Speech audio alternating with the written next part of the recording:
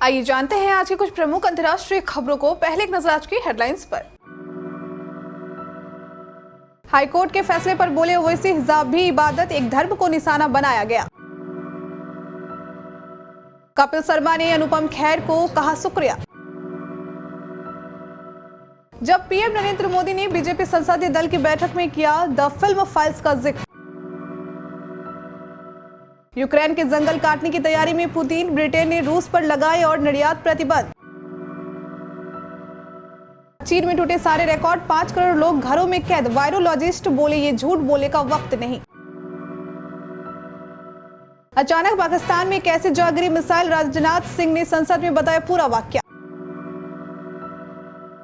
रूस यूक्रेन युद्ध में भारतीय विदेश मंत्रालय की पहल से गदगद हुए कांग्रेस सांसद, संसद में करने लगे विदेश मंत्रालय का गुणगान। यूपी की 36 सीटों के लिए 9 अप्रैल को मतदान। बर्थडे पर आलिया भट्ट की फैंस को स्पेशल ट्वीट शेयर किया। ब्रह्मास्त्र से ईशा का फर्स्ट लुक।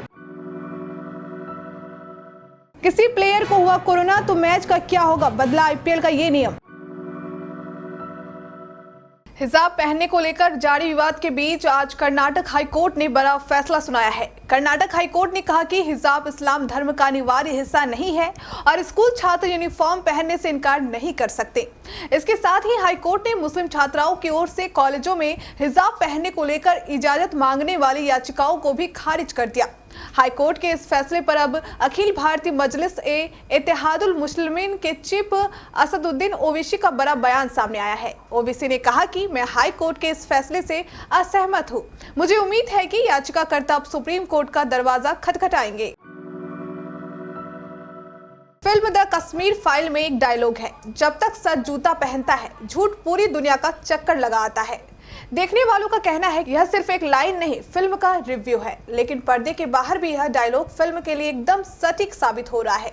फिल्म को लेकर सोशल मीडिया पर तरह तरह के दावे हैं, कुछ सच्चे और कुछ झूठे। झूठे दावों का असर यह है कि मनोरंजन जगत के नामी चेहरे कपिल शर्मा को ट्विटर पर आकर सफाई तक देनी पड़ गई। हालांकि जिस वजह से कपिल शर्मा को ट्विटर पर ट्रोल किया गया था, वो बात अब साफ हो गई है।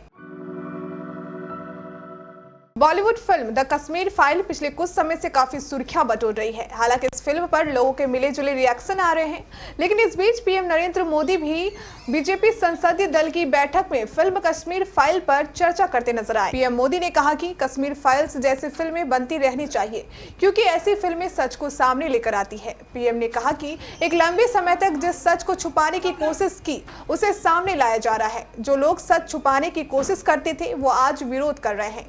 इस दौरान पीएम मोदी ने जामनगर के राजा का भी जिक्र किया। द्वितीय विश्व युद्ध के समय जामनगर के राजा ने पोलैंड के लोगों को शरण दी थी। उसी का परिणाम है कि आज पोलैंड ने यूक्रेन से आए हमारे छात्रों की मदद की।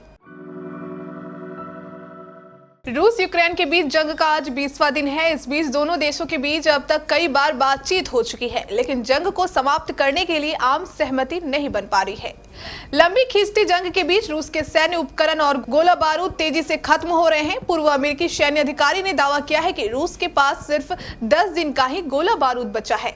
वहीं यूक्रेन बनाम रूस मामले में अंतर्राष्ट्रीय अदालत 16 मार्च को अपना फैसला सुना सकती है।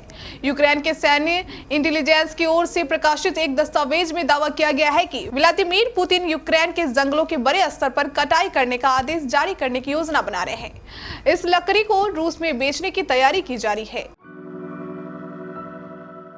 जिस चीन से कोरोना वायरस के निकलने की बातें कही जाती है, वहां फिर से संक्रमण के हालात बद से बदतर होते जा रहे हैं। चीन में कोरोना के सारे रिकॉर्ड टूटने लगे हैं। चीन में पिछले 24 घंटे में कोरोना के 5000 से ज्यादा नए मामले सामने आए हैं। जब से महामारी शुरू हुई है, तब से चीन में कभी एक दिन में इतने ज्यादा केस नहीं आए हैं। इसी बीच संघाई के वायरोलॉजिस्ट ने बताया कि ये समय झूठ बोलने का नहीं, बल्कि महामारी के खिलाफ रणनीति बनाने का है। चीन में बीते 24 घंटे में कोरोना के 5280 नए मामले सामने आए हैं। इससे एक दिन पहले 1337 केस आए थे। कोरोना के इस लहर में चीन का जिलिन प्रांत सबसे ज्यादा प्रभावित है। मार्च को गलती से पाकिस्तान में गिरे भारतीय मिसाइल को लेकर केंद्रीय रक्षा मंत्री राजनाथ सिंह ने संसद में अपनी बात रखी है। उन्होंने कहा कि यह घटना निरीक्षण के दौरान एक मिसाइल के अनजाने में छोड़े जाने से संबंधित है। नियमित रखरखाव और निरीक्षण के दौरान लगभग 7 बजे गलती से एक मिसाइल को छोड़ दिया गया था। राजनाथ सिंह ने संसद में कहा कि बाद में पता चला कि मिसाइल पाकिस्तान के क्षेत्र में गिरी थी, जबकि इस घटना के लिए हमें खेद है।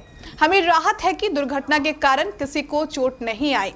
सरकार ने इस घटना को गंभीरता से लिया है और औपचारिक उच्च स्तरीय जांच के आदेश दे दिए हैं।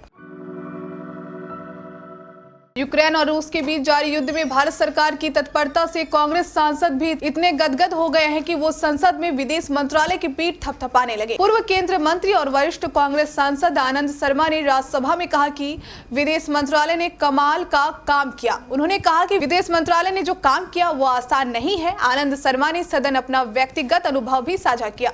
वहीं विदेश मंत्री एस जयशंकर ने दावा किया है कि रूस यूक्रेन के बीच थोड़ी देर के लिए सीज फायर प्रधानमंत्री नरेंद्र मोदी के कारण संभव हो पाया था। उन्होंने राज्यसभा में रूस यूक्रेन युद्ध को लेकर भारत सरकार का पक्ष रखते हुए कहा कि प्रधानमंत्री नरेंद्र मोदी के निजी दखल की वजह से सीज फायर हुआ। उन्होंने यूक्रेन और रूस के राष्ट्रपतियों से बात की। उत्तर प्रदेश में विधानसभा चुनाव खत्म होने के बाद अब विधान परिषद यानी एमएलसी चुनाव की प्रक्रिया शुरू हो गई है। प्रदेश की 36 विधान परिषद की सीटों पर 9 अप्रैल को मतदान होना है। 100 सीटों वाले विधान परिषद में अभी भाजपा के 35 एमएलसी हैं, वहीं समाजवादी पार्टी के खाते में 17 सदस्य हैं। इनमें से भी कई सीटें आने वाले दिनों में खाली होंगी।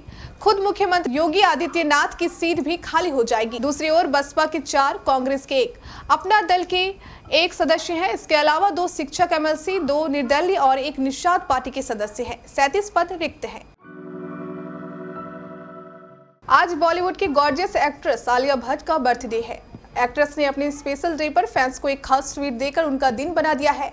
जी हां, आलिया भट्ट ने अपने 29वें जन्मदिन पर अपनी और रणबीर कपूर की मोस्ट अवेटेड फिल्म ब्रह्मास्त्र से अपना फर्स्ट लुक रिवील कर दिया है। ब्रह्मास्त्र में आलिया ईशा के रोल में नजर आएंगी। फिल्म में एक्ट्रेस का लुक काफी अट्रैक्टिव है। आलिया भट्ट ब्रह्मास्त्र के टीजर में बबली गर्ल के साथ इंटेंस और सीरियल लुक में भी नजर आ रही है। आलिया का लुक देखकर लग रहा है कि इस फिल्म में दर्शकों को एक्ट्रेस के कई अलग साइड्स देखने को मिलेंगे। आलिया ने फिल्म से अपना फर्स्ट लुक शेयर करते हुए कैप्शन में लिखा, हैप्पी बर्थडे टू मी। आप लोगों के लिए ईसा से मिलने का इससे बेहतर दिन और बेहतर तरीका नहीं हो सकता है।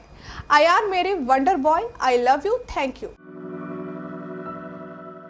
इंडियन प्रीमियर लीग 2022 का काउंटडाउन शुरू हो गया है और इस बार टूर्नामेंट में कुछ बदलाव भी देखने को मिल सकते हैं। कोरोना संकट को देखते हुए आईपीएल इस बार सिर्फ 4 ही मैदान में खेला जा रहा है। ऐसे में बीसीसीआई द्वारा हर परिस्थिति को देखते हुए तैयारी की जा रही है। ऐसे में एक सवाल ये भी खड़ा होता है कि अगर आईपीएल शुरू होने के बाद किसी टीम में कोरोना का केस निकलता है तब क्या होगा। नए नियमों के मुताबिक अगर मैच शुरू होने से ठीक पहले किसी टीम में कोरोना का कोई मामला निकलता है और वह टीम अपने 12 खिलाड़ी पेश करने में नाकाम रहती है, तब चीजें बदल दी जाएंगी। ये थी कुछ हमारी अंतर्राष्ट्रीय खबरें। स्थानीय खबरों को जानने के लिए चलेंगे प्राइम स्टूडियो।